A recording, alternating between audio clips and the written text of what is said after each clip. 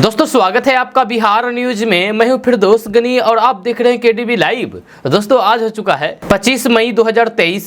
तो आज की पूरी बिहार की टॉप न्यूज लेकर आए हैं आपके लिए। दोस्तों वीडियो शुरू करने से पहले आपको बता दें कि अगर आप नए आए हैं इस चैनल पर तो फिर चैनल को सब्सक्राइब करके बेल आइकन को प्रेस कर दीजिए और साथ ही वीडियो को लाइक कर दीजिए, अपने दोस्तों के साथ शेयर भी कीजिए। तो चलिए शुरू करते हैं आज की पूरे बिहार की टॉप न्यूज। दोस्तों आज बिहार न्यूज में सबसे पहले बात करेंगे कि नए संसद भवन के उद्घाटन समारोह का कई विपक्षी दल बहिष्कार कर रहे हैं। एक तरफ कई विपक्षी दलों ने नए संसद भवन का उद्घाटन राष्ट्रपति द्रौपदी मुर्मू से कराने की मांग की है, तो कई राजनीतिक दलों के नेताओं ने 28 मई को आयोजित समारोह का बहिष्कार करने का फैसला किया है। यह कांग्रेस सहित कई विपक्षी दलों की मांग है कि संसद के नए भवन का उद्घाटन राष्ट्रपति द्रौपदी मुर्मू से कराया जाए। ऐसे में तृणमूल कांग्रेस, आम आदमी पार्टी और भारतीय कम्युनिस्ट पार्टी ने कहा है कि वे नए संसद भवन के उद्घाटन समारोह में शामिल नहीं होंगे। टीएमसी सांसद सुदीप बंदोपाध्याय ने कहा है कि नए संसद भवन का उद्घाटन कार्यक्रम या तो स्वतंत्रता दिवस, गणतंत्र दिवस या फिर गांधी जयंती पर आयोजित किया जाना चाहिए था, न कि सावरकर की जयंती पर।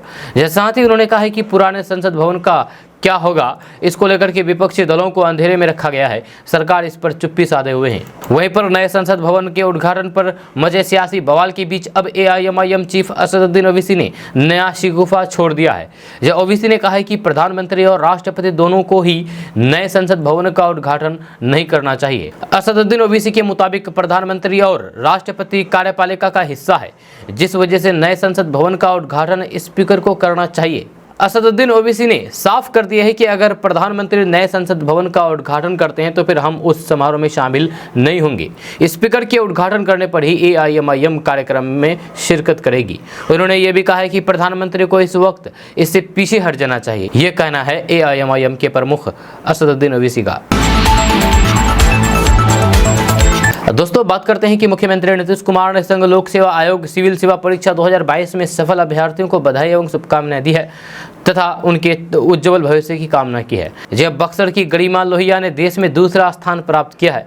मुख्यमंत्री नीतीश कुमार ने गरिमा लोहिया को विशेष रूप से बधाई और शुभकामनाएं दी है। मुख्यमंत्री नीतीश कुमार ने कहा है कि इस बार संघ लोक सेवा आयोग सिविल सेवा परीक्षा में टॉप 4 में लड़कियां ही रही है। उन्होंने टॉप 4 में स्थान प्राप्त करने वाले ईशिता किशोर, गरिमा लोहिया, उमा हराथी एन एवं स्मृति मिश्रा को विशेष तौर पर बधाई देते हुए कहा कि ये बेहद खुशी की बात है। नीतीश कुमार ने कहा है कि बक्सर की गरिमा लोहिया ने देश में दूसरा स्थान प्राप्त करके राज्य का नाम रोशन किया है। देश की बेटियों की ये सफलता आधी आबादी को प्रेरणा प्रदान करेगी। तो दोस्तों बात करते हैं कि किस्त पर गाड़ी लेने के बाद किस्त नहीं चुकाने पर बैंक और अन्य फाइनेंस कंपनियां अपने रिकवरी एजेंट के जरिए जबरन किसी तरीके की जोर जबरदस्ती नहीं करवा सकेंगे। इसको लेकर के पटना हाईकोर्ट ने बड़ा फैसला सुनाया है। दरअसल पटना हाईकोर्ट ने गाड़ियों को जब्त और फिर नीलामी करने के मामले में सुनवाई करते हुए कहा कि गाड़ियों के लोन की किस्त नहीं चुकाने पर बैंक और अन्य फाइनेंस कंपनियां अपने रिकवरी एजेंटों के जरिए कभी भी ग्राहक के साथ बुरा बर्ताव नहीं कर सकती है या फिर किसी भी तरह की धमकी नहीं दे सकती है। ऐसा करने पर आरोपी एजेंट एवं अन्य के खिलाफ केस दर्ज किया जाएगा। कोर्ट ने सभी एसपी को निर्देश दिया है कि वे सुनिश्चित करें कि कोई रिकवरी एजेंट बिना किसी सक्षम प्राधिकार के आदेश के गिरवी पड़ी गाड़ियों को जब्त नहीं करें। दोस्तों बात करेंगे कि दिल्ली में तैयार हुए नए संसद भवन के उद्घाटन समारोह पर अब सियासी घमासान मचा हुआ है। आगामी 28 मई को दिल्ली में नए संसद भवन का उद्घाटन होना है। इस उद्घाटन समारोह से पहले ही ममता बनर्जी की पार्टी टीएमसी ने बहिष्कार कर दिया है। उसके बाद अरविंद केजरीवाल की आम आदमी पार्टी ने भी कार्यक्रम का बहिष्कार किया है और फिर सीपीआई के बाद अब बिहार से राजद और जदयू ने भी इस कार्यक्रम का बहिष्कार किया है। यानी कि बिहार से आरजेडी के नेता तेजस्वी यादव ने इसका बहिष्कार किया है। वहीं बिहार के मुख्यमंत्री नीतीश कुमार ने भी इस कार्यक्रम का बहिष्कार किया है। बिहार के उप मुख्यमंत्री और राजद सुप्रीमो लालू प्रसाद यादव के बेटे तेजस्वी यादव ने कहा है कि नए संसद भवन के उद्घाटन समारोह का आरजेडी बायकॉट करेगी। हमारा मानना है कि यह उद्घाटन राष्ट्रपति के हाथों कराना चाहिए थे, वही सांसद की प्रमुख होती है, लेकिन ऐसा नहीं कराया जा रहा है। तेजस्वी यादव ने कहा है कि हमारी कोशिश है कि सभी विपक्षी दलें इस मुद्दे पर एक साथ खड़े रहें और इसका विरोध करें। उधर जदयू की ओर से भी अब विरोध में सुर उठाने लगे हैं। जदयू प्रवक्ता नीरज कुमार ने भी कहा है कि संसद भवन के उद्घाटन समारोह में जदयू हिस्सा नहीं लेगी। उन्होंने नए संसद भवन के निर्माण को पैसे की बर्बादी बताते हुए केंद्र केंद्र सरकार पर हमला बोला है। नए संसद भवन बनाने के फैसले को पुरखों का अपमान बताया है। वहीं जदयू के सांसद सुनील कुमार पिंटू ने सांसद भवन का उद्घाटन राष्ट्रपति से कराने की मांग की गई है। आपको बता दें कि नए संसद भवन का शिलान्यास 10 दिसंबर 2023 को प्रधानमंत्री नरेंद्र मोदी के ही द्वारा किया गया था। तब भी विपक्षी दलों ने राष्ट्रपति को नहीं बुलाने का मुद्दा उठाया था। आरजेडी सांसद मनोज झा और फिर जदयू के सांसद सुनील कुमार पिंटू ने भी नए संसद भवन का उद्घाटन प्रधानमंत्री नरेंद्र मोदी के हाथों कराए जाने का विरोध किया है। तो दोस्तों, आपका इस पर क्या राय है, आप नीचे कमेंट बॉक्स में कमेंट करके जरूर बताइएगा। जी आप बताइए कि प्रधानमंत्री नरेंद्र मोदी नए संसद भवन का उद्घाटन करेंगे तो ये सही होगा या नहीं, या फिर राष्ट्रपति के हाथों उद्घाटन करना चाहिए, या फिर लोकसभा अध्यक्ष ओम बिरला के हाथों नए संसद भवन का उद्घाटन करना चाहिए। आप नीचे कमेंट बॉक्स में कमेंट करके जरूर बताइए, हम आपके कमेंट को पढ़ते हैं। दोस्तों, बात करते हैं कि बिहार सरकार के ग्रामीण विकास मंत्री श्रवण कुमार ने बुधवार को जदयू कार्यालय में आयोजित जनता दरबार में लोगों की समस्याएं सुनी और निदान किया। इस दौरान श्रवण कुमार ने केंद्रीय मंत्री गिरिराज सिंह पर जमकर ही हमला बोला है। मीडिया से बातचीत में उन्होंने कहा है कि बिहार के बेगूसराय के सांसद और केंद्रीय मंत्री गिरिराज सिंह बिहार की जनता के साथ दोहरी नीति अपना रहे हैं। मंत्री श्रवण कुमार ने कहा है कि बिहार की गरीब जनता को इंदिरा आवास के नाम पर समुचित राशि नहीं दिए जाने के कारण आवास निर्माण कार्य ठप पड़ गया है। उन्होंने कहा है कि केंद्रीय मंत्री अपना बयान चेक करें, वे जनता को बताते हैं कि वे और उनकी सरकार बहुत काम कर रही है, लेकिन धरातल पर परिणाम शून्य है, कुछ भी नहीं है। उन्होंने कहा है कि पिछले 2 सालों से केंद्र की सरकार बिहार में इंदिरा आवास निर्माण के लिए कोई भी लक्ष्य निर्धारित नहीं कर पा रही है। इस संबंध में बिहार के ग्रामीण विकास मंत्री श्रवण कुमार ने केंद्रीय मंत्री गिरिराज सिंह से कार्यालय में जाकर भी मुलाकात की, लेकिन कोई नतीजा नहीं निकला। दोस्तों, बात करते हैं कि बिहार सरकार ने बड़ा प्रशासनिक फेरबदल की गई है। यह बड़ी खबर बिहार के पुलिस महकमे से सामने आई है। यह सरकार ने बड़े पैमाने पर डीएसपी स्तर के अधिकारियों का तबादला किया है। जी हां, कुल 55 डीएसपी स्तर के पुलिस अधिकारियों का तबादला किया गया है। सरकार की तरफ से तबादले की अधिसूचना जारी कर दी गई है। मिली जानकारी के अनुसार सीधी भर्ती से आए एवं अन्य 55 डीएसपी को विभिन्न जिलों में यातायात, एसटीएफ एवं अपराध अनुसंधान शाखा में भेज दिया गया है। दोस्तों, बात करेंगे कि बिहार के सबसे बड़े हॉस्पिटल पीएमसीएच में बुधवार को उस वक्त भगदड़ मच गई जब एक भवन का जर्जर छत का एक हिस्सा गिर गया। इस हादसे में एक नर्स घायल हो गई है। पीएमसीएच के लेबर डिपार्टमेंट में यह बड़ा हादसा हुआ है। बताया जाता है कि नर्स जूली शर्मा अल्ट्रासाउंड कर रही थी, तभी हॉस्पिटल का छत का टुकड़ा गिर गया, जिससे उसे चोट आई है। जब वही घटना के बाद कुछ समय के लिए हॉस्पिटल में भगदड़ जैसी स्थिति हो गई। जिस भवन में अल्ट्रासाउंड हो रहा था उसका कमरा जर्जर बताया जाता है। इसी वजह से छत का एक टुकड़ा गिर गया और नर्स हादसे का शिकार हो गई। दोस्तों, बात करते हैं कि बिहार के मुख्यमंत्री नीतीश कुमार ने बुधवार को खरीफ महाअभियान 2023 का शुभारंभ किया है। मुख्यमंत्री नीतीश कुमार ने इस खरीफ महाअभियान के तहत 36 प्रचार रथों को हरी झंडी दिखा करके सभी जिलों के लिए रवाना किया है। इस अवसर पर मुख्यमंत्री नीतीश कुमार ने खरीफ महाअभियान 2023 कार्यक्रम के विभिन्न आयामों से संबंधित एक पुस्तिका का भी विमोचन किया है। मुख्यमंत्री ने कहा है कि इन प्रचार रथों के माध्यम से किसानों को खरीफ फसलों की तकनीकी जानकारी एवं खरीफ मौसम में कृषि विभाग द्वारा संचालित योजनाओं की जानकारी दी जाएगी। इसके अलावा फसल अवशेष प्रबंधन के प्रति जागरूकता, मौसम के अनुकूल कृषि कार्यालय से संबंधित जानकारी, जैविक खेती के लिए प्रोत्साहन, 7 निश्चय पार्ट 2 के तहत हर खेत तक सिंचाई का पानी कार्यक्रम का भी प्रचार प्रसार किया जाएगा। दोस्तों, बात करते हैं कि यूपीएससी ने सिविल सेवा परीक्षा 2022 का रिजल्ट जारी कर दिया है। जब बिहार से ही इस बार टॉपर मिली है। जब बिहार की इशिता ने टॉप किया तो फिर बक्सर की गरिमा दूसरे स्थान पर रही। 2020 में कटिहार के शुभम ने टॉप किया था। जब शुभम पूर्णिया के जिस स्कूल में पढ़ाई किया करते थे उसी स्कूल से अब एक और शुभम ने यूपीएससी क्लियर कर दिया है। जब पूर्णिया के विदा बिहार आवासीय विद्यालय परोड़ा के छात्र रहे शुभम ने अपने पहले ही प्रयास में सफलता अर्जित की है। जब उनका ऑल इंडिया रैंक 41वां है। जब उनकी इस सफलता से पूरा विधा बिहार परिवार खुशियों में डूबा है। विधा बिहार के सचिव रमेश चंद्र मिश्रा ने शुभम को ढेर सारी बधाई दी है। इस बीच संस्थान की ओर से ट्रस्टी, वीवीआईटी निदेशक, विधा बिहार के प्राचार्य, उपाचार्य एवं पीआरओ बिहार के मधुबनी जिले की फुटोनी स्थित शुभम के घर पहुंचे, जिससे शुभम के परिवार की खुशियां दुगनी हो गई। दोस्तों बात करते हैं कि एआईएमआईएम के प्रमुख असदुद्दीन ओवैसी की पार्टी मध्य प्रदेश में एक्टिव हो गई है। बीजेपी सरकार की कन्यादान योजना की तरह एआईएमआईएम निकाह विवाह योजना लेकर के आई है।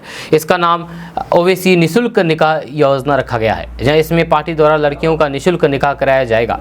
जब पार्टी नेता ने शादी के रजिस्ट्रेशन का काम शुरू कर दिया है, जहां पहले चरण में 100 जोड़ों का निकाह करवाया जाएगा, जिससे एक परिवार के गुजारे का सामान उपहार के रूप में दिया जाएगा। वहीं लड़के और लड़की वालों की तरफ से 50-50 रिश्तेदारों के रुकने का इंतजाम एआईएमआईएम करेगी। बताया जा रहा है कि इसके अलावा दुल्हा दुल्हन को सूफी कबीर अहमद चिश्ती अवार्ड से नवाजा भी जाएगा। इसकी शुरुआत नरेला विधानसभा से होगी। यहाँ फ्री रजिस्ट्रेशन का कार्य कर दिया गया है। इस अभियान की खास बात यह है कि ये अभियान मुस्लिम बहुल इलाकों में चलाया जा रहा है। दोस्तों बात करते हैं कि अररिया के रानीगंज के कदम घाट में 6 से अधिक गांव के लोगों की जिंदगी एक अदद चचरी के पुल के भरोसे चल रही है। देश आज़ादी का अमृतकाल मना रहा है, लेकिन अररिया के रानीगंज के कदम घाट पर 75 साल में एक पुल भी नहीं बन सका है। करीब 6 गांव के हजारों लोग प्रशासन से एक पुल के लिए गुहार लगा रहे हैं, लेकिन सरकार है कि सुनती नहीं है। रानीगंज प्रखंड क्षेत्र का कदम घाट मुख्यालय से महज 3 किलोमीटर है, लेकिन 75 साल बाद भी एक पुल की सुविधा नहीं मिल सकी है, जिससे 6 से ज़्यादा गांव के लोगों को बांस की चचरी पर जान जोखिम में डाल करके चलना पड़ता है। एक अदद पुल का सुविधा के लिए लोग सालों से इंतजार कर रहे हैं। जब बांस की चचरी के पुल के चक्कर में फंसे लोगों को सरकार से उम्मीद है, लेकिन सरकार है कि सुनने का नाम नहीं ले रही है। दोस्तों बात करते हैं कि देश के प्रधानमंत्री नरेंद्र मोदी, गृह मंत्री अमित शाह और बीजेपी नेताओं पर जदयू ने बड़ा हमला बोला है। जदयू प्रवक्ता नीरज कुमार ने कहा है कि भाजपा नेताओं की कथनी और करने में बहुत ज़्यादा फर्क है। ये लोग हिंदू धर्म को लेकर के पाखंड करते हैं। पटना में मीडिया से बात करते हुए जदयू नेताओं ने बीजेपी के खिलाफ जमकर के हमला बोला है। नीरज कुमार का कहना था कि भाजपा के शासनकाल में देश में सबसे ज़्यादा मंदिरों को तोड़ा गया। नीरज कुमार ने कहा है कि आज हम जो भी बोलेंगे गीता साथ में रख करके बोलेंगे। यदि बीजेपी हिंदूवादी है तो फिर गीता रखकर ही जवाब दे कि हम जो बोल रहे हैं वह गलत है या सही। चाहे इसका जवाब दिल्ली वाले दे या फिर बिहार में बैठे भाजपा नेता दे। 2 मई 2006 को मंदिर तोड़ने के परंपरा देश में किसने शुरुआत की, ये भी बताएं। उन्होंने कहा है कि गुजरात हाईकोर्ट ने 2006 में नरेंद्र मोदी की सरकार पर टिप्पणी की थी। उस वक्त नरेंद्र मोदी गुजरात के मुख्यमंत्री थे। इस देश में मंदिर तोड़ने की शुरुआत गुजरात से हुई है। गुजरात न्यायालय ने मंदिर तोड़ने पर सरकार के फैसले पर टिप्पणी की थी। मामला जब सुप्रीम कोर्ट गया तब गुजरात सरकार ने खुद को इससे अलग कर लिया था। जदयू ने अमित शाह से पूछा है कि वे बताएं कि इसमें क्या सच्चाई है। दोस्तों बात करते हैं कि बिहार सरकार भंडारण क्षमता बढ़ाने के लिए सब्सिडी दे रही है। जब बिहार में आजकल किसान धान गेहूं के अलावा सभी प्रकार की फसलों की खेती करने लगते हैं, जहां यहाँ बड़े पैमाने पर मशरूम, लीची, भिंडी और फिर मखाना का उत्पादन होता है। इसके अलावा किसान अपनी आय को मजबूत करने के लिए बिहार में हरी सब्जियों के साथ फलों की भी खेती कर रहे हैं। जहाँ ऐसे में भंडारण की व्यवस्था न होने से उन्हें काफ़ी परेशानियों का सामना करना पड़ता है। कभी कभी बड़े पैमाने पर किसानों की फसल भी खराब हो जाती है, जिससे उन्हें काफ़ी नुकसान हो जाता है। अब बिहार सरकार ने किसानों की इस समस्या का समाधान करने के लिए एक शानदार योजना निकाली है। सरकार राज्य में फलों और फिर सब्जियों की भंडारण क्षमता बढ़ाने के लिए किसानों को बड़ा अनुदान दे रही है। वही किसान बड़े पैमाने पर हरी सब्जियां और फिर फल उगाते हैं। ऐसे में वे ज़्यादा समय तक उन्हें रख पाते हैं, क्योंकि उनके खराब होने का खतरा बना रहता है। इसीलिए किसान को बहुत कम दाम में अपने प्रोडक्ट्स को निकालना पड़ता है, जिससे उन्हें अक्सर उचित मुनाफा नहीं मिल पाता है। इस समस्या को ध्यान में रखते हुए बिहार सरकार ने अपनी मंडी ग्रामीण बाजार नाम से एक योजना की शुरुआत की है, जिसके तहत किसानों को बड़ी सब्सिडी मिलेगी। जब बिहार सरकार ने हरी सब्जी और फल भंडारण के लिए स्टोरेज बनाने की लागत 25 लाख रुपए तय की है, जिसमें सरकार की तरफ से अपनी मंडी ग्रामीण योजना के तहत 50% यानी कि 12.5 लाख रुपए की सब्सिडी दी जाएगी। तो ऐसे में अगर आप भी अनाज भंडारण करना चाहते हैं, अनाज भंडारण का काम करना चाहते हैं, तो आप सरकार की तरफ से 12.5 लाख रुपए ले सकते हैं। दोस्तों बात करते हैं कि पीएम मोदी के डिजिटल इंडिया वाले सपने को अब मुख्यमंत्री नीतीश कुमार साकार करते हुए नजर आ रहे हैं। यह बातें इस वजह से कही जा रही है क्योंकि पटना नगर निगम ने एक बड़ी उपलब्धि हासिल की है। ये नगर निगम देश में पहला ऐसा निकाय बना है जहां डिजिटल करेंसी की शुरुआत की गई है। ये सुविधा नगर निगम इलाके के सभी अंचलों के पेमेंट काउंटर पर देखने को मिलेगी। दरअसल पटना नगर निगम के तरफ से मेयर, डिप्टी मेयर और फिर नगर आयुक्त की मौजूदगी में डिजिटल करेंसी ई-रुपए का शुभारंभ किया गया है। भारतीय रिजर्व बैंक की तरफ से निर्मित इस डिजिटल करेंसी का उपयोग पटना नगर निगम के पूरे क्षेत्र में किया जाएगा। इस दौरान महापौर सीता साहू ने कहा है कि ये एक अच्छी शुरुआत है और हमारे लिए गर्व की बात है कि डिजिटल पेमेंट की राह पर पटना नगर निगम बढ़ रहा है। दोस्तों बात करते हैं कि जनता दल यूनाइटेड के प्रवक्ता नीरज कुमार ने कहा है कि अरविंद केजरीवाल की आम आदमी पार्टी और फिर कांग्रेस दोनों के पास साथ आने के अलावा कोई विकल्प नहीं है। नीरज कुमार ने कहा कि 2024 के चुनाव में बीजेपी को हराने के लिए कांग्रेस या फिर दूसरे दलों के पास हाथ मिलाने के लिए सिवाय और कोई दूसरा रास्ता है ही नहीं। वहीं पर दिल्ली के मुख्यमंत्री अरविंद केजरीवाल मंगलवार को कोलकाता में पश्चिम बंगाल की मुख्यमंत्री ममता बनर्जी से मिलने गए थे और बुधवार को वे मुंबई में उद्धव ठाकरे से मिले हैं। हालांकि उनकी यात्रा विपक्षी एकता से कोई लेना देना नहीं है। जब केजरीवाल सुप्रीम कोर्ट से दिल्ली सरकार को मिले ट्रांसफर पोस्टिंग के अधिकार को पलटने के लिए केंद्र सरकार की अध्यादेश के खिलाफ विपक्षी दलों का समर्थन जुटाने निकले हैं, ताकि जब संसद सत्र में ये बिल पेश हो तो फिर राज्यसभा में उसे पास होने से रोका जाए। जदयू के सुप्रीम लीडर और बिहार के मुख्यमंत्री नीतीश कुमार ने दिल्ली में अरविंद केजरीवाल से मुलाकात के बाद ही केजरीवाल को इस मसले पर समर्थन दे दिया था। जदयू अध्यक्ष ललन सिंह ने बुधवार को भी केंद्र सरकार द्वारा अध्यादेश लाकर के सुप्रीम कोर्ट के फैसले को निष्प्रभावी करने के लिए केंद्र सरकार की तीखी आलोचना की है। तो दोस्तों बात करते हैं कि बिहार के मुख्यमंत्री नीतीश कुमार ने हाल ही में वरिष्ठ राजनेता केसी त्यागी को जनता दल यूनाइटेड का विशेष सलाहकार और फिर राष्ट्रीय प्रवक्ता बनाया है। अब इस नियुक्ति को विपक्षी एकता के लिहाज से काफी अहम माना जा रहा है। कहा जा रहा है कि केसी त्यागी भारतीय जनता पार्टी के खिलाफ 2024 के लोकसभा चुनाव में विपक्षी दलों को लामबंद करने में बड़ी भूमिका निभा सकते हैं। केसी त्यागी का कहना है कि नीतीश कुमार मेरी पसंद के नेता हैं। मैंने उनसे संगठन की जिम्मेदारी से मुक्त करने की अपील की थी। इस अनुरोध को 2 महीने पहले स्वीकार कर लिया गया। उन्होंने कहा कि हालांकि ताज़ा राजनीतिक हालात में एक समान विचारधारा वाली सभी पार्टियों को एक साथ आने और फिर सारी तकरार की सियासत खत्म करने की जरूरत है। खुद केसी त्यागी कह चुके हैं कि उन्हें विपक्षी दलों के बीच जारी तकरार को खत्म करने और फिर अगले आम चुनाव के लिए साथ आने की जिम्मेदारी दी गई है। खास बात यह है कि करीब 5 साल से राजनीति कर रहे केसी त्यागी कई बड़े समाजवादी नेताओं के साथ काम कर चुके हैं। ऐसे में जदयू उन्हें विपक्षी एकता को मजबूत करने में बड़ा हथियार मान रही है। दोस्तों बात करेंगे कि बिहार के सीवान जिले में बड़ा नाव हादसा हो गया है। जब मुंडन संस्कार के लिए सभी लोग नाव पर सवार होकर के जा रहे थे, तभी अचानक नाव पलट गई। नाव पर कुल 60 लोग सवार थे। हादसे में 3 लोगों की जान गई है, जब वहीं कई लोग अभी भी लापता है। हादसे जिले के दरौली थाना क्षेत्र के अमरपुर गाँव की बालिया के गंगा घाट पर हुआ है। हादसा सोमवार सुबह हुई है। हादसे के बाद मौके पर अफरा तफरी मच गई।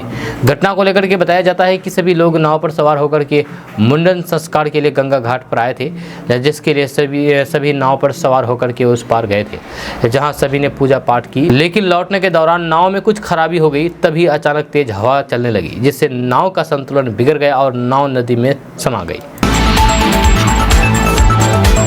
दोस्तों बात करते हैं कि बिहार में कई दिनों की भीषण गर्मी पर राहत की बूंदों से लोगों के चेहरे खिल गए हैं। जब बिहार के कई जिलों में जोरदार बारिश के बाद तापमान में गिरावट दर्ज की गई है, जिससे लोगों को गर्मी से राहत मिल रही है। जहाँ सिवान में तेज आंधी तूफान से मौसम सुहाना हो गया, जहाँ अहले सुबह लोगों की नींद तेज हवा से ही खुली। हालांकि हवा के झोंकों ने गर्मी से आराम जरूर दिया है, लेकिन झोपड़ी में रहने वाले लोगों की मुसीबतें बढ़ा दी है। जी हाँ, कटिहार में भी मौसम ने करवट ली है। तेज हवाओं के साथ बूंदाबूंदी बारिश से मौसम खुशनुमा हो गया। भीषण गर्मी से परेशान लोगों के चेहरे खिल गए। यह कटिहार जिले के शहरी ग्रामीण क्षेत्रों में इलाकों में बारिश के बाद तापमान में गिरावट दर्ज की गई। भागलपुर में भी मौसम का मिजाज बदला। आसमान में घने बादल के साथ कई इलाकों में तेज हवा और बूंदाबूंदी हुई। तेज हवा के साथ हल्की बारिश ने जहां एक ओर लोगों को राहत पहुंचाई है, तो फिर दूसरी ओर नवगछिया क्षेत्र में किसानों की फसल लीची आम को खासा नुकसान भी पहुंचाया है। हालांकि मौसम विभाग ने लोगों को अलर्ट जारी किया है कि आंधी के दौरान घरों से बाहर ना निकले। छपरा में भी हल्की हवाओं के साथ झमाझम बारिश हुई, जिससे लोगों को उमस भरी गर्मी से राहत मिली। इस बीच मौसम विभाग ने 4 दिनों तक बारिश होने की संभावना जताई है। हालांकि इस बारिश से शादी विवाह वाले परिवार में मुश्किलें जरूर बढ़ गई है, लेकिन गर्मी से परेशान लोगों को राहत मिली है। बेगूसराय में भी गर्मी के बीच अचानक से झमाझम बारिश तेज हवाओं से लोगों के चेहरे खिल गए। साथ ही जिले में बारिश से आम लोगों को तो राहत मिली, लेकिन मक्का उत्पादक किसानों के लिए मुसीबत बढ़ गई है। दरअसल बारिश से मक्का की तैयार फसल को नुकसान पहुंचा है, लेकिन चिलचिलाती धूप बेचैन करने वाली गर्मी से छुटकारा मिल गया है। दोस्तों बात करते हैं कि बिहार में खाली पड़े मुखिया, पंच और पंचायत सदस्य के पदों के लिए आज उपचुनाव होने वाला है। इस चुनाव को लेकर के सभी तरह की तैयारियां कर ली गई है। इस उपचुनाव को लेकर के पटना जिले में कुल 86 मतदान केंद्र बनाए गए हैं। दरअसल पटना जिले में पंचायत उपचुनाव को लेकर के 5 पंचायत में मुखिया पद के लिए 25 उम्मीदवार, पंचायत सदस्य के लिए 14 उम्मीदवार और पंच के लिए 12 उम्मीदवार चुनावी मैदान में हैं। चुनाव से एक दिन पहले पंचायतों की सीमा सील कर दी गई है। इसके साथ ही मतदान केंद्र से 200 मीटर की दूरी तक धारा 144 लागू रहेगा। इसके साथ ही सभी एसडीओ और फिर एसडीपीओ अपने अपने क्षेत्र में संपूर्ण प्रभार में रहेंगे।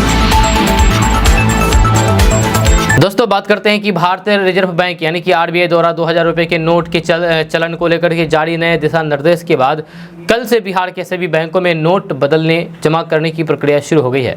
हालांकि पटना में लोग 2000 रुपये के नोट लेकर के बैंकों की बजाय महावीर मंदिर पहुंच रहे हैं। जब से भारतीय रिजर्व बैंक ने शुक्रवार को 2000 रुपये के नोटों को चलन से वापस लेने की घोषणा की है, तब से पटना जंक्शन में स्थित महावीर मंदिर में पूजा सामग्री, दरिंद्र नारायण भोज, विभिन्न आयोजनों की बुकिंग के लिए मिलने वाले 2000 रुपये के नोटों की राशि पहले की तुलना में 6 गुना बढ़ गई है। इसके साथ ही पूजन सामग्री, विभिन्न कार्यों के लिए बुकिंग कराने वाले हरिकांत ने बताया है कि पहले कुछ लोग 2000 रुपये के 1 या फिर 2 नोट एक दिन में लेकर के बुकिंग करवा लेते थे। वहीं पिछले 2 दिनों से 2000 रुपये के नोटों की संख्या में अचानक इजाफा हुआ है। अब हर दिन काउंटर पर 2000 रुपये के 5 से 6 नोट आते हैं।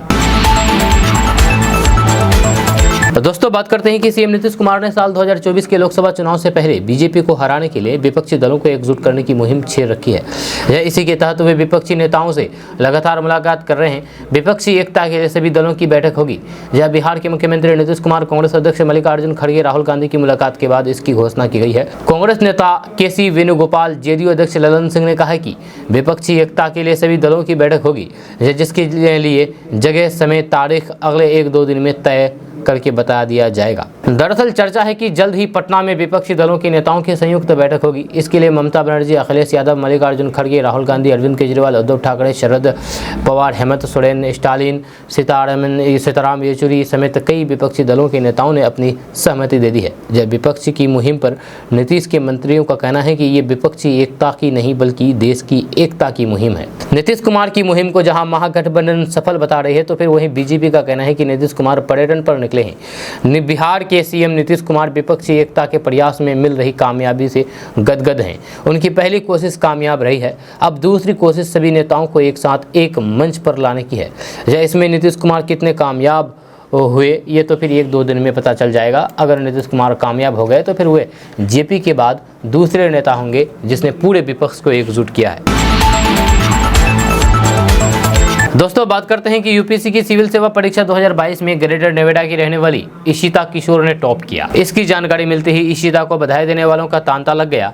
इशिता ने अपनी सफलता का श्रेय अपने मां को दिया है।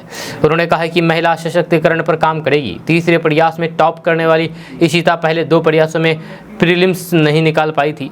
राष्ट्रीय फुटबॉल खिलाड़ी रह चुकी इशिता ने 2012 में सुब्रतो कप फुटबॉल टूर्नामेंट में भाग लिया था। मूल रूप से पटना बिहार की रहने वाली इशिता ग्रेटर नोएडा की जलवायु बिहार सोसाइटी में रहती है, जहां उनके पिता एयरफोर्स में विंग कमांडर थे।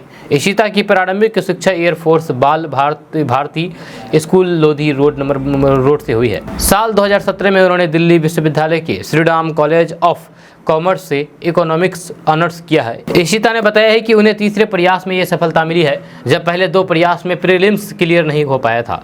जब मां ने पूरा सपोर्ट किया और फिर कहा कि आप तैयारी जारी रखें। इसके बाद रोजाना 8 से 9 घंटे तक पढ़ाई की है। पढ़ाई लगातार की और ईमानदारी से तैयारी की। जब अपनी कमजोरियों को दूर रखा, जब हर विषय पर अपनी पकड़ मजबूत की, तब जाकर की ये सफलता मिल पाई। इशिता ने कहा कि साक्षरताकार के लिए पूरी तैयारी की थी। चीन, पंचायती राज सिस्टम, रिसर्च, खेल समेत तमाम मुद्दों पर सवाल पूछे गए थे। अरुणाचल प्रदेश को लेकर के चीन के स्टैंड पर सवाल पूछा गया। उन्होंने इसका समाधान बताया है। उन्होंने कहा कि वैश्विक दबाव के बीच भारत को अपना स्टैंड रखना चाहिए। दोस्तों बात करते हैं कि बिहार में मौसम ने फिर से करवट ली है। प्रचंड गर्मी के बीच बीते 24 घंटे के दौरान बिहार के विभिन्न क्षेत्रों में बारिश ने राहत दी है।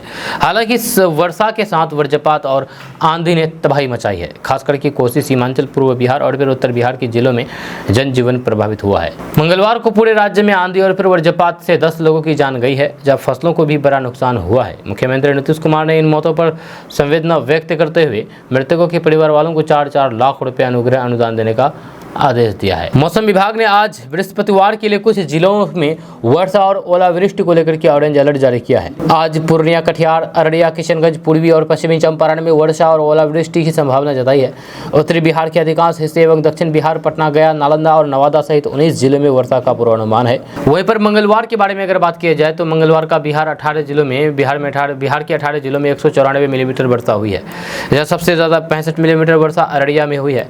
पटना में भी 1.4 मिलीमीटर वर्षा हुई है। इस कारण राज्य में तापमान में गिरावट दर्ज की गई है। तापमान सामान्य से 2 से 7 डिग्री तक कम हुआ है, जिससे लोगों को राहत मिली है। हालांकि आम, लीची और खरीफ फसलों को बारिश से नुकसान हुआ है।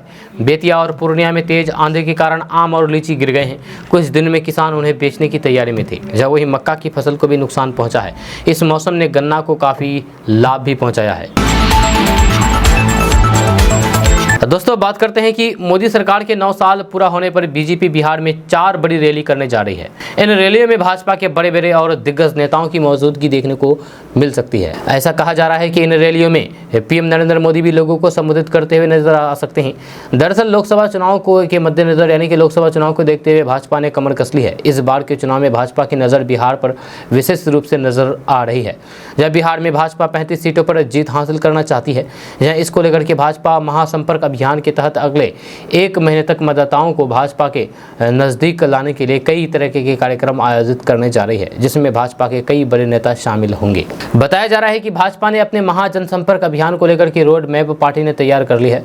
इसके तहत आगामी 7 और 8 जून को पार्टी के वरिष्ठ कार्यकर्ताओं के साथ विधानसभा स्तर पर भोजन और परिचर्चा आयोजित की जाएगी। इसके साथ ही 12, 13 और 14 जून को संयुक्त मोर्चा सम्मेलन का आयोजन विधानसभा स्तर पर किया जाएगा। इसके बाद 15 से 20 जून के बीच लाभार्थी सम्मेलन का आयोजन किया जाना है। 21 जून को योग दिवस के मौके पर योग शिविर का आयोजन किया जाना है। दोस्तों बात करते हैं कि बिहार में 2016 से ही शराबबंदी कानून लागू है। बिहार के अंदर कहीं से शराब या फिर नशा से जुड़ा किसी भी तरीके के कारोबार करने पर कठोर सजा का प्रावधान है। लेकिन इसके बावजूद भी बिहार में शराबबंदी कानून के हालात क्या है, ये किसी से छुपा हुआ नहीं है। इसी कड़ी में अब एक ताज़ा मामला सिवान से निकल करके सामने आ रहा है। यहाँ शराब कारोबारी को अरेस्ट करने पहुंची पुलिस टीम पर जानलेवा हमला किया गया है। दरअसल सिवान जिले में शराब कारोबारी के घर पर छापेमारी करने पहुंची पुलिस की टीम पर ग्रामीणों ने हमला कर दिया। इतना ही नहीं, आक्रोशित ग्रामीणों ने थाना परिसर का भी घेराव करके जम करके नारेबाजी की और पथराव किया, जिसमें एक बीएमपी जवान समेत 3 लोग बुरी तरीके से घायल हो गए। दोस्तों बात करते हैं कि बिहार के मुजफ्फरपुर से रिश्ते को शर्मसार कर देने वाली घटना सामने आ रही है, जहां महज कुछ पैसे नहीं देने पर अपने ही भतीजे ने चाचा की पीट करके जान ले ली। जहां जान जाने के बाद पूरे इलाके में हरकत मच गया है। आपको बता दें कि पूरा मामला मुजफ्फरपुर जिले के औराई थाना क्षेत्र के बसुआ गांव की है, जहां मंगलवार की रात औराई थाना क्षेत्र के बसुआ निवासी 65 वर्षीय चंद्रेश्वर ठाकुर को उनके अपने ही भतीजे मनोहर कुमार ठाकुर ने पीट करके जान ले ली। जान जाने के बाद परिवार वालों में कोहराम मच गया है। घटना के बाद घटनास्थल पर स्थानीय लोगों की भारी भीड़ जुट गई। लोगों ने इस घटना की जानकारी पुलिस को दी, जिसके बाद औराई थाना अध्यक्ष रूपम कुमार दलबल के साथ घटनास्थल पर पहुंचे, जहां से आरोपित भतीजे मनोहर कुमार ठाकुर को गिरफ्तार कर लिया गया है। दोस्तों बात करते हैं कि बिहार की सियासत अब हेलीकॉप्टर पर आ गई है। जब पहले बीजेपी ने नीतीश सरकार पर राज्यपाल राजेंद्र विश्वनाथ अर्लेकर को सरकारी हॉस्पिटल हेलीकॉप्टर नहीं देने का आरोप लगाया था, वजह बताई थी कि गवर्नर दलित समाज से आते हैं। और अब बिहार बीजेपी के अध्यक्ष सम्राट चौधरी ने हेलीकॉप्टर को पार्किंग के लिए स्टेट हैंगर में जगह नहीं देने पर घेरा है। बीजेपी नेता अरविंद सिंह ने कहा कि बीजेपी से नीतीश सरकार डर गई है और उनका जनाधार खिसक रहा है। यही वजह है कि सम्राट चौधरी के दरभंगा दौरे के लिए सरकार अड़चने पैदा कर रही है। हेलीकॉप्टर को उड़ने नहीं देने और फिर लैंडिंग के लिए जगह न देना नीतीश कुमार के डर का कारण है। दोस्तों बात करेंगे कि 2000 रुपये के नोट बदलने की प्रक्रिया की मंगलवार से शुरू हो चुकी है। 4 महीने के अंदर तक नोट बदले जा सकते हैं। ऐसे में पहले दिन लोग बैंक में नोट बदलने पहुंचे, लेकिन भीड़ काफ़ी कम दिखी। वहीं 2000 रुपये के नोट वापस लेने को लेकर के बयानबाजी भी जारी है। आरजेडी और जदयू बीजेपी पर हमलावर है, तो वहीं बीजेपी का कहना है कि इस फैसले से भ्रष्टाचारियों की परेशानी बढ़ेगी ही। अभी हम आपको बताएंगे कि 2000 रुपये नोट बदलने की प्रक्रिया क्या है। तो अगर आप 2000 रुपये के नोट बदलने के लिए बैंक जा रहे हैं तो फिर कुछ जरूरी गाइडलाइंस का पालन करना होगा आपको। नोट बदलने की समय सीमा निर्धारित की गई है। कोई भी नागरिक 23 मई से लेकर के 30 सितंबर के बीच नोट बदलवा सकते हैं। बैंकों में जाकर के आसानी से नोट बदले जा सकते हैं। इसके लिए कोई आईडी प्रूफ नहीं देना है। नोट बदलने के लिए एक फॉर्म भरना है, जिसमें नोटों की डिटेल्स भरनी होगी। अगर आप 50,000 से अधिक की रकम बैंक खाते में जमा करते हैं तो फिर पैन आधार कार्ड दिखाना होगा। कोई भी व्यक्ति एक बार में सिर्फ 10 नोट यानी कि 20,000 रुपये ही बदल सकता है। अगर किसी के पास 20,000 रुपये से ज़्यादा 2,000 रुपये के नोट हैं तो फिर उस शख्स को 2 या फिर उससे अधिक बार बैंक की शाखा जाना होगा। इसे आप ऐसे भी समझ सकते हैं कि अगर आपके पास 2,000 रुपये के कुल 50,000 रुपये हैं तो आपको 3 बार बैंक जाना होगा। वहीं पर नोट बदलने के लिए ग्राहकों को कोई भी फॉर्म नहीं भरना होगा। नागरिक अपनी बैंक शाखा पर जाकर के बैंक कर्मचारी से नोट बदलने का फॉर्म भरने की ज़रूरत नहीं है। वहीं नोट बदलने के लिए ग्राहक को कोई फॉर्म नहीं भरना होगा। जब कोई भी नागरिक अपने बैंक की शाखा पर जाकर के बैंक कर्मचारियों से नोट बदलने का अनुरोध कर सकता है। इसके लिए डिपॉजिट या फिर एक्सचेंज फॉर्म भरने की ज़रूरत नहीं है। नोट जमा करने के लिए पहचान पत्र या फिर किसी भी दस्तावेज की ज़रूरत नहीं है। नियम 2000 के 10 नोट पर ही लागू होगा। दोस्तों बात करते हैं कि यूपीएससी सिविल सेवा परीक्षा 2022 में बिहार की लड़कियों ने अच्छा प्रदर्शन किया है। जब महिला एवं बाल विकास निगम की ओर से सिविल सेवा प्रोत्साहन राशि योजना के तहत 1 लाख रुपए पाने वाले में से 6 लड़कियां यूपीएससी सिविल सेवा के लिए चयनित हुई है। इसमें से बक्सर की गरिमा लोहिया ने पूरे देश में दूसरा स्थान प्राप्त किया है। वहीं 3 अन्य लड़कियाँ अनन्या समरियार, प्रीति कुमारी और आकांक्षा आनंद पटना जिले से है। इसके अलावा कुमारी सोमिया अरवल और अपूर्वा रस्तोगी नालंदा जिले से हैं। आपको बता दें कि मुख्यमंत्री नारी शक्ति योजना के तहत 9 स्वीकृत सिविल सेवा प्रोत्साहन राशि योजना के अंतर्गत सिविल सेवा में राज्य की सामान्य और फिर पिछड़े वर्ग की महिलाओं को प्रोत्साहित करने के लिए साल 2021 में इस योजना की शुरुआत की गई थी। इस योजना के अंतर्गत महिला एवं बाल विकास निगम द्वारा यूपीएससी की प्रारंभिक परीक्षा 2022 में सफल 34 महिला अभ्यर्थियों को 1-1 लाख रुपए दिए गए थे। दोस्तों बात करते हैं कि बिहार की बालिका साइकिल योजना का प्रभाव 7 समंदर दूर अफ्रीकन देश जाम्बिया में दिख रहा है। जाम्बिया की सरकार ने वहां लड़कियों की शिक्षा को बढ़ावा देने के लिए बिहार के मुख्यमंत्री साइकिल योजना को अपनाया है। इससे वहां की बालिका शिक्षा पर असर देखने को मिला है। दरअसल यूएसए की नॉर्थ ईस्ट यूनिवर्सिटी के प्रोफेसर निशीथ प्रकाश ने आरडी और आईजीसी के साथ मिलकर के मुख्यमंत्री बालिका साइकिल योजना पर शोध किया था, रिसर्च किया था। उनके रिसर्च पेपर का जब प्रकाशन हुआ तो फिर जाम्बिया की सरकार ने इस पर कार्य शुरू कर दिया। जहाँ प्रोफेसर प्रकाश ने मंगलवार को आरडी परिसर में wheel of change transforming girls life with bicycle विषय पर व्याख्यान के दौरान इसकी जानकारी दी है। प्रोफेसर प्रकाश ने बताया है कि बिहार के मुख्यमंत्री बालिका साइकिल योजना शिक्षा में लैंगिक अंतर को कम करने में कामयाब रही है। जाम्बिया में इसी बिहारी मॉडल के हस्तक्षेप से 1 साल के बाद स्कूलों में लड़कियों की अनुपस्थिति में 27% की कमी आई है। देर से स्कूल आने में 66% की कमी आई और स्कूल तक पहुंचने का औसत समय 35% तक कम हो गया है। साइकिल योजना के लागू होने से लड़कियों के गणित परीक्षा में अंकों में सुधार हुआ है और फिर उसमें महसूस किया गया है कि उनका अपने जीवन पर नियंत्रण है। अब वो एक बेहतर आत्म छवि के साथ बड़ी चीज़ों की आकांक्षा पर कर सकती है। दोस्तों बात करते हैं कि बिहार में यातायात पुलिस को बॉडी वार्म कैमरा से लैस किया जाएगा ताकि यातायात चालान काटते समय लोगों को ये नहीं लगे कि उन्हें कोई देख नहीं रहा है। कैमरा रहने से वाहन चालक और फिर पुलिस दोनों को सहूलियत होगी। लोग अब ये नहीं कह पाएंगे कि पुलिस गाड़ी छोड़ने के नाम पर रिश्वत मांग रही थी। जब बॉडी वार्म कैमरा यातायात के कंट्रोल रूम से जुड़ा रहेगा, जहाँ कैमरा की ऑनलाइन निगरानी होगी, जहाँ पटना से इसकी शुरुआत कर दी गई है और अब तक 33 से अधिक बॉडी वार्म कैमरा की खरीद पुलिस मुख्यालय ने कर लिया है। जहां परिवहन विभाग की समीक्षा के दौरान ये बातें कही गई है। परिवहन विभाग के मुताबिक पुलिस मुख्यालय की ओर से जिलों में तैनात यातायात पुलिस को कैमरा दिया जाएगा, जिसके बाद पुलिस कर्मियों को गाड़ी वालों से जुर्माना लेते हुए पकड़ा जाता है। जब कैमरा पुलिस के कंधों पर लग जाने के बाद जुर्माना वसूलने में आसानी होगी और एक दूसरे पर लगाए जाने वाले आरोप की शिकायत भी कम से कम की आएगी। हाल के दिनों में पुलिस मुख्यालय को यातायात जांच के दौरान पुलिस और वाहन मालिक में नोक झोंक की शिकायत आई है, जिसमें देखा गया है कि गाड़ी मालिक चालान काटते समय पुलिस पर आरोप लगाते हैं कि जुर्माना जबरन लिया जाता है। इन शिकायतों पर अंकुश लग जाएगा। दोस्तों, बात करते हैं कि बिहार राज्य शिक्षा विभाग की ओर से बिहार के स्कूलों में नई शिक्षक नियमावली के तहत शिक्षक नियुक्ति की घोषणा की गई है। नई शिक्षक नियमावली के तहत जिले की ओर से माध्यमिक स्कूलों में शिक्षकों की खाली पदों की सूची विभाग को उपलब्ध करा दी गई है। जब पटना जिले में माध्यमिक स्कूलों में विभिन्न विषयों में 1166 पद खाली हैं। इन रिक्त पदों पर नए शिक्षकों को नियुक्त किया जाना है। जिला शिक्षा कार्यालय ने इन पदों पर शिक्षक नियुक्ति के लिए पदों की सूची जारी कर दी है। इसमें हिंदी, इंग्लिश, विज्ञान, गणित और सोशल साइंस में सबसे अधिक 193 पद खाली हैं। वहीं उर्दू में 80, अरबी में 7, फारसी में 11 और संस्कृत में 103 पद खाली हैं। दोस्तों, बात करते हैं कि खून की कमी के कारण पटना सहित पूरे बिहार में थैलेसीमिया और ब्लड कैंसर के मरीजों की परेशानी बढ़ गई है। जब मरीजों को समय पर खून नहीं मिलने से कई मरीज गंभीर हालात में पहुंच रहे हैं। ऐसे मरीजों की परिवार वालों ने स्वास्थ्य विभाग के पास शिकायत की है, जिसके बाद राज्य स्वास्थ्य समिति के स्टेट प्रोग्राम ब्लड सेल की ओर से जाँच कराई गई है। इनमें पता चला है कि पटना के अलावा अलग अलग जिलों में संचालित करीब 65 ऐसे प्राइवेट ब्लड सेंटर है जो आज तक ब्लड कैंसर और थैलेसीमिया के एक भी मरीज को खून नहीं दिया गया है। इसको देखते हुए सेल ने संबंधित ब्लड सेंटर को रडार पर लेते हुए लिस्ट बनाना शुरू कर दिया है। बताया जा रहा है कि रडार पर लिए गए सभी ब्लड सेंटरों की जांच कराई जाएगी।